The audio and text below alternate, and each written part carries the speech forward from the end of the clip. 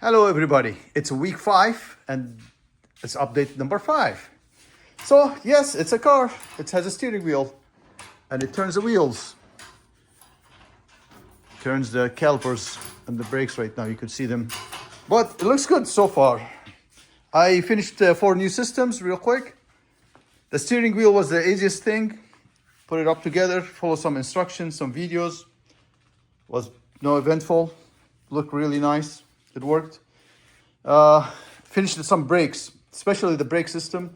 I never worked in brakes in my life, but with all my engineering background and all that, I was able to understand what needs to be happen and it hopefully made it happen right.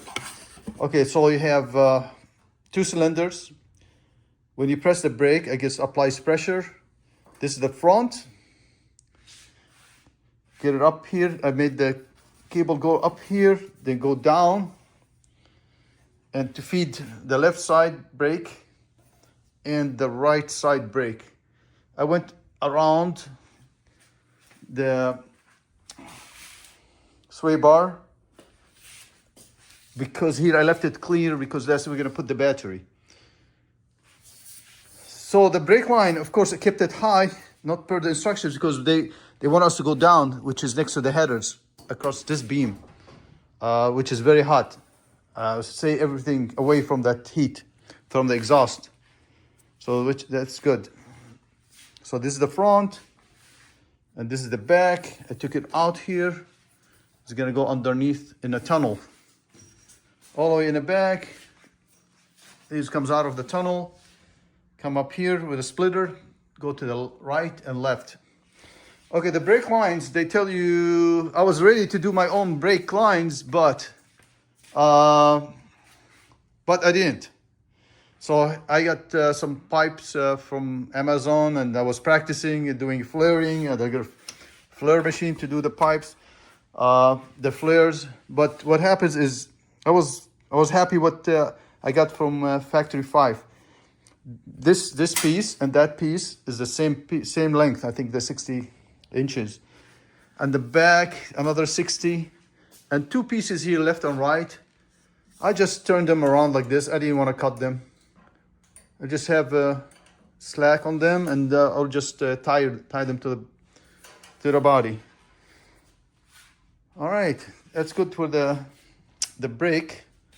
For a hand brake, these guys, they give you some brackets that you don't use for us. We don't need them. They're like these brackets. They were right here. I didn't use them. What happens is also give me a hard time after I found the real brackets. They were embedded somewhere in the parts. But what happens, they were short here. I had to cut the crimp up here to make it fit. But also the handbrake never reached the handle. So I made these brackets, the 2 black ones. I have one steel strip. I cut it in pieces with holes. So these are the two of them. The setup looks really good, nice. You can hold it, go down. It's loose. You pull it up, old-fashioned way. I like it. And it locks as intended. Okay, the cables, they come around to the right, to the left. They're talking about the original brakes here, the 2 master cylinders, they need the reservoirs. So either I'm gonna put 1 reservoir, tie them together, or that's where you put the oil, I guess the brake. Thinking about putting it up here. 2 of them, 1 for the clutch and 1 for the oil. This here, I like to keep it, I got some plates that is covered really nice. Will cover the side of the engine. So I don't want to mess around. I don't want to put holes here. Probably I'll put it up there. All my plates are, panels are getting coated right now. And that's kind of holding me a little bit from finishing the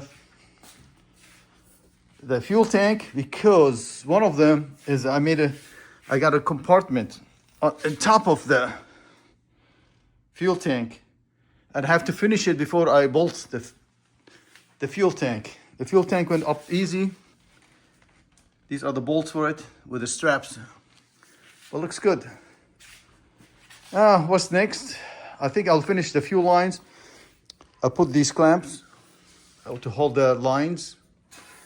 And I think I will start laying some electrical wires. Lay it across from front to the back.